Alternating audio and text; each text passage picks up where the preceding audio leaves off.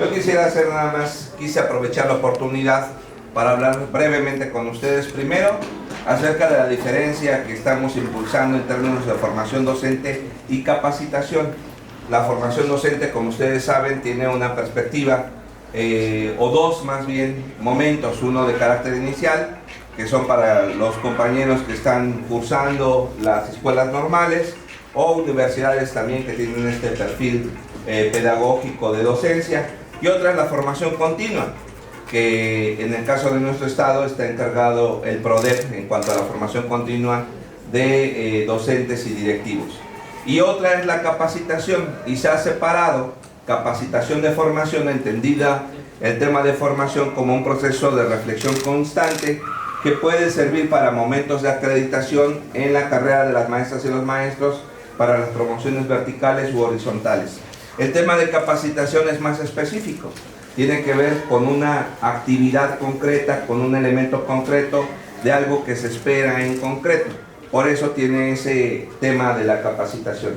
Y antes de ir un poquito a este tema de capacitación, quisiera hacer énfasis en los 4 retos que ya me han venido escuchando desde la clausura del ciclo escolar pasado, en la inauguración de este, pero me parece muy importante hacer énfasis en ello. Tenemos en este ciclo escolar 4 retos muy importantes, compañeros, compañeras, más, pero al menos 4 que me gustaría replantear. Los 2 primeros de ellos tienen que ver con el aspecto nacional, que tiene que ver con la implementación de la nueva escuela mexicana, primero, que es un enorme reto para nosotros porque es pasar de un momento que se había planteado de manera progresiva, como habíamos vivido otras reformas educativas, a la decisión de implementarlo de manera generalizada. Esto desde luego implicó un enorme reto. Tuvimos el ciclo escolar pasado, los talleres y los consejos técnicos escolares para ir conformando nuestro programa analítico.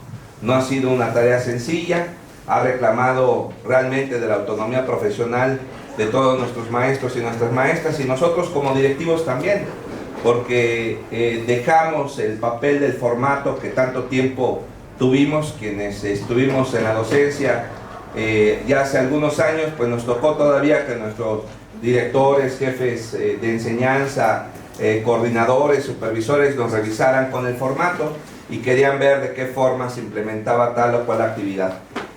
Ahora no aplica ese formato. El programa analítico reclama, exige el profesionalismo docente, la autonomía docente, para que cada escuela, pero además cada docente defina. Yo creo que ese es el gran reto de la nueva escuela mexicana. El segundo reto tiene que ver con el asunto de los libros de texto gratuitos. Ustedes ya lo vieron en la pasada sesión del Consejo Técnico Escolar, la primera sesión. Vieron un video de Infodemia acerca de cómo hubo toda una estrategia de desinformación, de satanización del tema de los libros de texto gratuitos, señalados de comunistas. Yo he venido diciendo, ustedes me conocen, muchos de ustedes me conocen, yo digo ojalá, ya no digo comunistas, cuando menos una pincelada de socialismo tuviesen esos libros. Desafortunadamente no es así, apenas se alcanzan a integrar algunas cuestiones de comunidad. Pero pues bueno, ya están los libros, están llegando ya desde la semana pasada a secundarias generales y técnicas, nos faltan los de tercero, vienen los de telesecundarias. Esta semana, 4 de octubre, nos anunciaron que llegarían los de telesecundarias, espero que así sea. Digo espero porque en el caso de las secundarias generales y técnicas, también el planteamiento tenía que ver con el 13 de septiembre y sucedió hasta después. Entonces ahorita vamos a esperar a ver cómo se da el tema del calendario para ojalá lo logremos el 4 de octubre. El tema es entregarlos a la brevedad. Y luego viene el tema, 2 temas locales que significan un reto también. El primero tiene que ver con el tema del acuerdo 03 CP 2023, por medio del cual el gobierno del estado, a través de esta secretaría, ha tomado la decisión de ejercer la facultad que la Ley General de Educación nos da en el artículo 7, apartado 4, inciso C, ya me lo aprendí, en el cual se establece que las entidades federativas, a través de la autoridad educativa, tienen la facultad de establecer mecanismos para el tema de las cuotas escolares voluntarias. Y eso hicimos y se publicó el acuerdo el pasado 11 de agosto, por medio del cual se regulan estas cuotas escolares. Y hay tres principios fundamentales en este acuerdo, que ustedes ya lo conocen, ya lo revisaron. Habrá una capacitación en línea para todos los padres de familia, para que también se empapen en ellos, pero hay tres principios que quiero resaltar. El primero es el carácter voluntario de esas cuotas y que nunca se va a entender como una contraprestación del servicio educativo.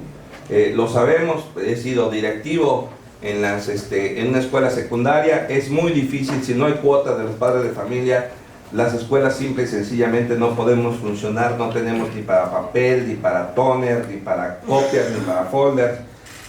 Sobrevivimos literal de las aportaciones de los padres de familia, ¿no?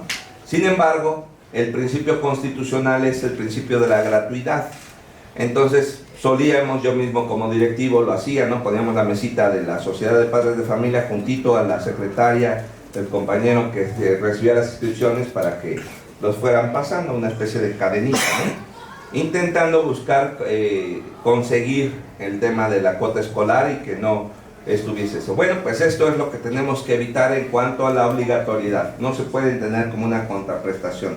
Sé que es complejo, que hay padres y madres de familia que de plano depositan a sus hijos, perdón por el concepto, pero así se ve, ¿no? Lo depositan en la escuela y después van cuando ya se la reprobó o cuando ya no se les permite la entrada por algún tipo de mala conducta, ¿no? Hasta ese momento se acuerdan que tienen un hijo, lo digo con todo respeto a los padres y madres de familia, pero tan es así las cosas que en la reforma de 2019 se estableció la obligatoriedad de los padres de familia de atender a sus hijos en la educación de 0 a los 18 años. El Estado de los 0 a los 23, es decir, el Estado mexicano tiene más obligación que los propios padres y madres de familia. Sin embargo, no está reglamentada esa parte del artículo cuarto, si no mal recuerdo, en donde se establece la obligatoriedad de los padres de familia. También vamos a intentar establecer un reglamento para padres y madres de familia para atender esa obligatoriedad.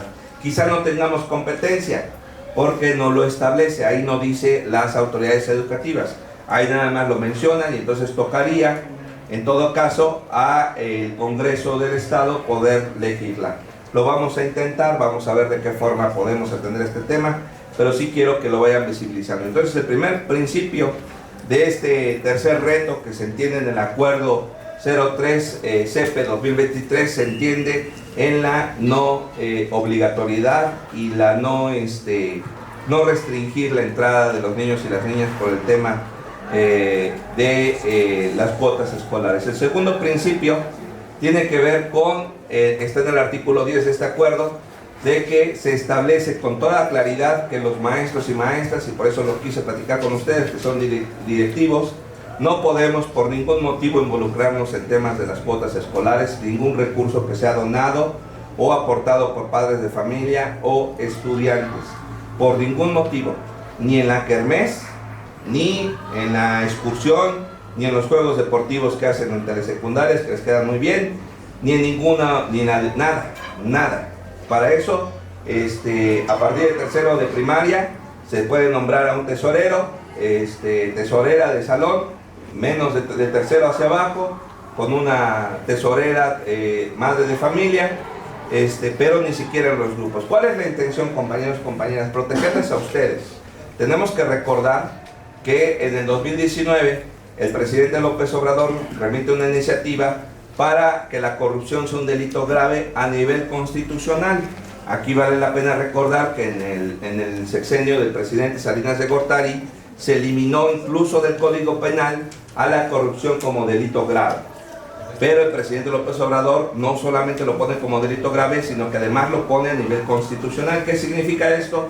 Que, por ejemplo, la Ley General de Responsabilidades Administrativas que se publicó en el 2016, pues tiene ahora colmillos y dientes muy filosos, ¿no? Y cuando se trata de un ciudadano común, pues el ciudadano común puede cometer fraude, pero los servidores públicos se llama corrupción. Y en el tema de fraude hay mecanismos de contención. Y aquí les pongo un ejemplo triste, lo digo con tristeza porque es mi subsistema. En el caso de secundarias técnicas tuvimos un caso muy emblemático que de hecho fue el detonante, no el único, pero sí uno de los detonantes más visibles de lo que pasó en la técnica 1 cuando una presidenta del Comité de Padres de Familia, que quiso ser gobernadora, luego declinó por otra que también quería ser gobernadora, otra persona, y pues bueno, al final se llevó más de 300,000 pesos. ¿Qué va a pasar con ella? Pudiese no tener ninguna sanción penal, porque ella es ciudadana común. Entonces, la ley le permite tener un acuerdo reparatorio con los defraudados. Si llegasen a un acuerdo y le regresa sus 300,000 pesos, y si ahí están y los necesitaba, ¿no? Pues pudiesen llegar a un acuerdo de perdón y pudiese solamente establecerse ahí en una triste realidad, en un expediente, cómo es que se quedó ahí ese fraude. Pero reparatorio pudiese no tener consecuencias penales. En el caso de los servidores públicos, no. Los servidores públicos nos exigirían que regresáramos el recurso, pero además por lo bajo es inhabilitación por 3 meses, o de manera vitalicia, o cuestiones de carácter penal. Entonces, los servidores públicos no nos metamos en eso. Les pongo aquí también otro elemento que nos está sucediendo, que no lo vimos cuando hicimos el tema del acuerdo. Hay padres y madres de familia que son nuestros compañeros, ¿no? Compañeros que llevan a sus propios hijos a la escuela a estudiar, ¿no? Yo soy hijo de maestros y también siempre estuve en las escuelas donde trabajaba mi papá. Bueno, de tal suerte que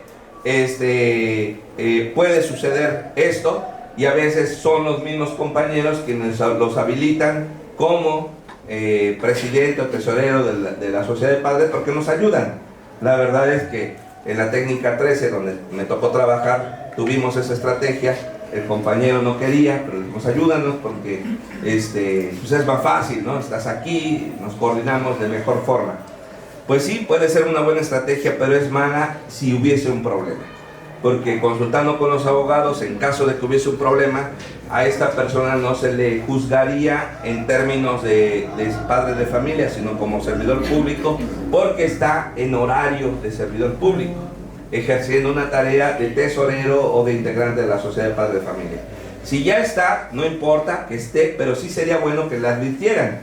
Cuidado, compañero o compañera, te agradecemos mucho que estés, qué bueno, pero sí es importante hacerlo. ¿Y por qué lo señalo? Por el tercer principio de este acuerdo. Estamos estableciendo en el tercer principio de este acuerdo que es obligación de los padres y madres de familia dos aspectos: la transparencia de los recursos y la rendición de cuentas. Es asunto de ellos, no nuestro. Nosotros solamente registramos. Pero cuando no asisten por 2 ocasiones se da cuenta la Procuraduría. De hecho, ahorita a las 10 veo a la Procuradora y vamos a tratar parte de este tema, ¿no? Entonces yo ya espero tener listo el acuerdo, por medio del cual los padres de familia tendrían que presentar una ventanilla única con una mesa especializada, un acta de hechos donde den cuenta que doña Pepita no asistió por 2 ocasiones a rendir cuentas en la primera reunión de vinculación, y será la Procuraduría, ya no nosotros ni los padres de familia, quien llame a doña Pepita que rinda cuentas. Y si no, se tipifica una posible defraudación en contra de un ente público. Eso es lo que queremos hacer, ¿no? De tal suerte que la escuela sea verdaderamente un referente de honestidad y combate a la corrupción, para que los niños y las niñas se eduquen en ese esquema, ¿no? Entonces es muy importante este tema. Y el cuarto y último reto tiene que ver con el uniforme único. Pero más que el uniforme único, es el tema de la igualdad sustantiva, compañeros, compañeras, ¿no? Estamos en tiempo de mujeres, sin duda. Aquí en Tlaxcala nos gobiernan 3 mujeres, 3 mujeres encabezan los 3 poderes del Estado. A nivel federal cada vez está más claro que va a ser la próxima mujer, lo decide el voto ciudadano, pero muy probablemente será mujer, sea de un lado o del otro, pero estamos en un tiempo de mujeres. Pero desafortunadamente esto solamente sucede otra vez en las cúspides, en las partes que tienen poder económico, poder político, pero la población en general, la mujer de la vida cotidiana, sigue viviendo exactamente igual que hace 30, que hace 40 años. La enorme mayoría de las mujeres siguen viviendo una situación de opresión patriarcal por usos y costumbres de sus propias familias. ¿Cómo podemos despojarnos de ello? Pues la escuela es la herramienta, no hay más, La escuela tiene que ser el elemento por medio del cual vayámonos despojando de estos temas y de la hipersexualidad en las escuelas, que también se da sobre todo con estos elementos externos. Termino pues diciéndoles, compañeros, compañeras, que desde luego esas transformaciones que estamos llevando a cabo y que tienen que ver y que quieren incidir en la igualdad sustantiva, en el combate a la corrupción, pero también en corregir las condiciones materiales de las familias, es muy importante. Déjenme explicar, les robo 2 minutos más para el tema de las condiciones materiales de las familias. En nuestros diagnósticos escolares hemos escrito muchas veces, cuando hacemos el diagnóstico, en mi escuela hay familias disfuncionales, o familias, no sé, no lo repito para no justamente seguir reproduciendo esta forma de interpretar a la familia, es decir, a través de su composición. Yo creo que la descripción de una familia a través de su composición ya es una forma caduca e inapropiada para la descripción de los contextos escolares. Las familias son diversas, las familias pueden tener un papá, una mamá, o pueden tener un tío, una tía, un abuelo, una abuela. A veces el abuelo es el jefe de la familia, la abuela es la jefa de la familia, la tía, el padrino, el padrastro puede ser el jefe de la familia, la madrastra puede ser la jefa de la familia, pueden tener sus hijos, mis hijos, nuestros hijos, y son familias, son igualmente familias. Me parece que lo que tenemos nosotros que hacer en las escuelas es analizar la composición de las familias con la capacidad que tienen estas para conseguir los medios materiales para desarrollar a los integrantes de su familia. ¿A qué me refiero? Las familias que tienen, y ustedes conocen muy bien, voy a hacer este ejemplo, no porque sea muy bueno, sino porque es el que todos conocemos. La pirámide de Maslow, que ustedes conocen muy bien, que tiene la parte baja, las necesidades básicas, y hasta arriba el tema del autodesarrollo, pudiese servir para explicar esto. La enorme mayoría de las familias dedican mucho de su tiempo a satisfacer sus necesidades básicas. Esas familias no tienen ni capacidad para divertirse, para convivir, para platicar, para confrontar ideas y para desarrollarse de manera integral. Porque los integrantes de esa familia, los papá y mamá, tienen que salir a trabajar hasta por 12 horas al día, trasladarse hasta por 2 horas a sus centros de trabajo, y lo que logran tener de ingreso apenas se alcanza para el sostenimiento. Quienes dan de comer a esos niños son los abuelos, son los tíos, son los vecinos, o son niños de microondas. Meten al microondas el topper que la mamá hizo durante el fin de semana o que hizo un día antes, y así son, hasta nuestros hijos. Nuestros hijos también lo han vivido así. Entonces estas familias, en términos de conseguir las capacidades materiales para desarrollarse y lograr escalar en esta pirámide de Maslow, la verdad es que son pocas. Las familias que lo pueden hacer son aquellas familias que están mejor acomodadas en términos políticos, económicos, que tienen propiedad y que tienen seguridad en el empleo. Son las menos. Luego entonces, la descripción de la familia tendría que ver más con cuáles son las condiciones materiales para su subsistencia y para la atención a la educación, no en cuanto a su integración. Ese es un aspecto que creo yo ya está superado, debe estar superado.